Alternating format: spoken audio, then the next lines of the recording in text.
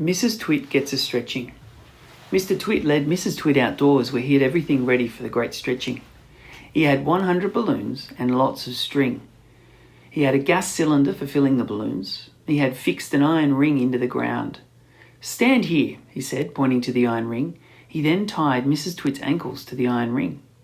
When that was done, he began filling the balloons with gas.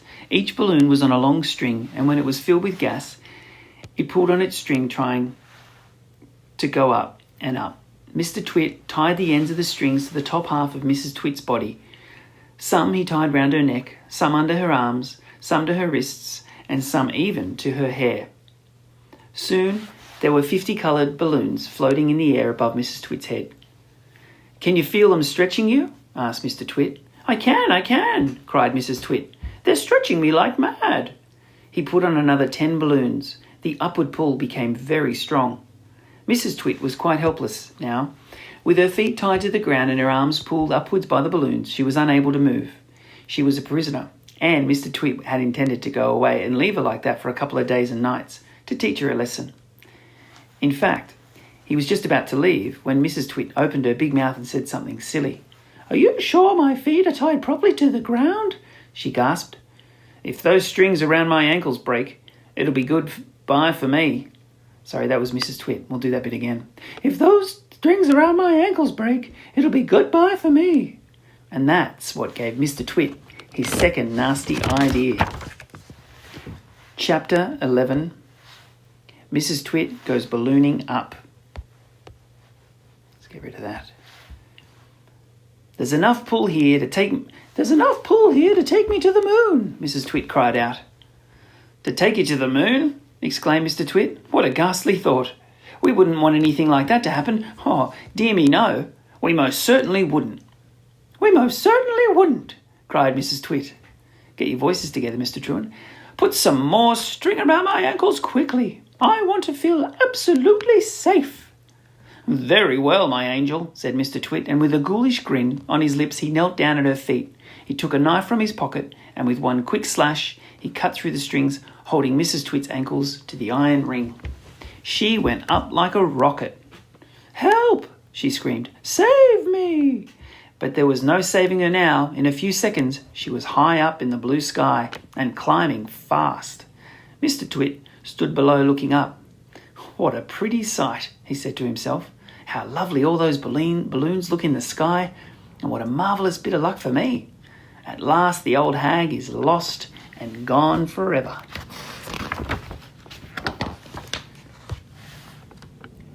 Mrs. Twit comes ballooning down.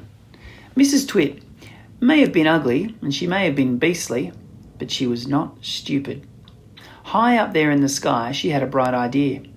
"If I can get rid of some of these balloons," she said to herself, "I will stop going up and start to come down."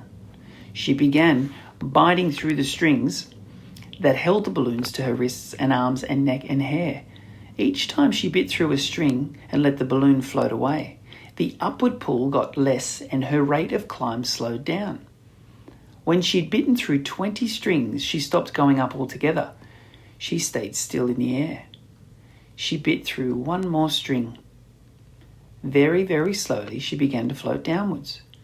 It was a calm day. There was no wind at all.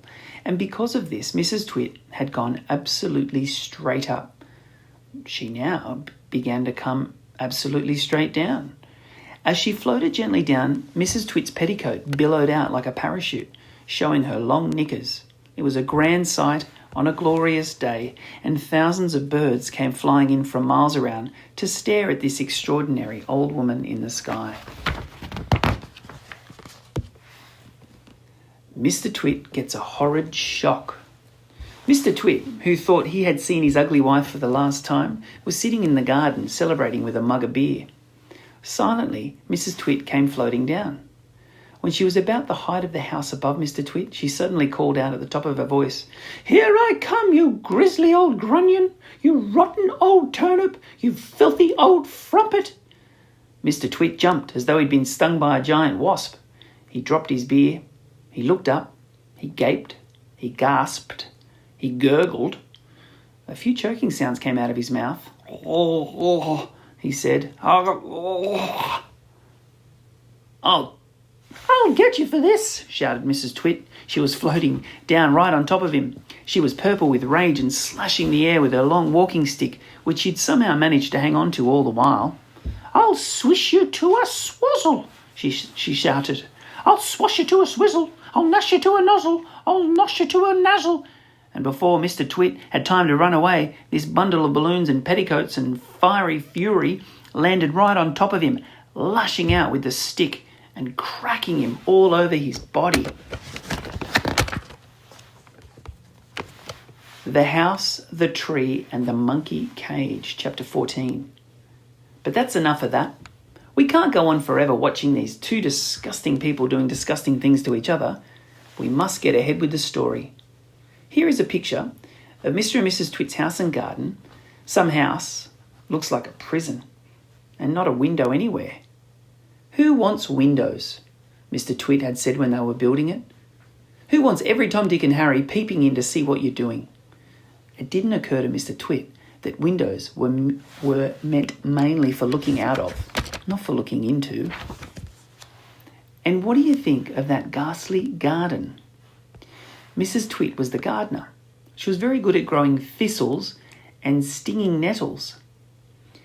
I always grow plenty of spiky thistles and plenty of stinging nettles, she used to say. They keep out nasty, nosy little children. Near the house you can see Mr. Twit's workshed. To one side there is the big dead tree.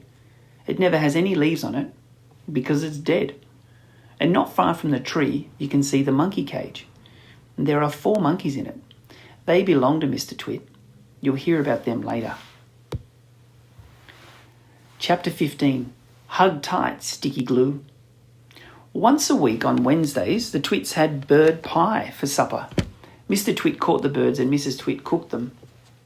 Mr. Twit was good at catching birds. On the day before Bird Pie Day, he'd put the ladder up against the big dead tree and climb into the branches with a bucket of glue and a paintbrush. The glue he used was something called Hug Tight, and it was stickier than any other glue in the world.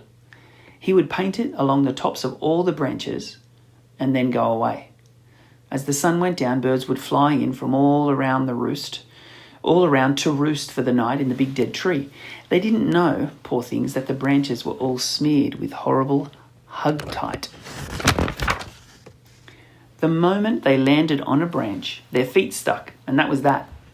The next morning, which was Bird Pie Day, Mr. Twit would climb up the ladder again and grab all the wretched birds that were stuck up the tree. It didn't matter what kind they were. Song thrushes, blackbirds, sparrows, crows, little Jenny wrens, robins, anything. They all went into the pot for Wednesday's bird pie supper.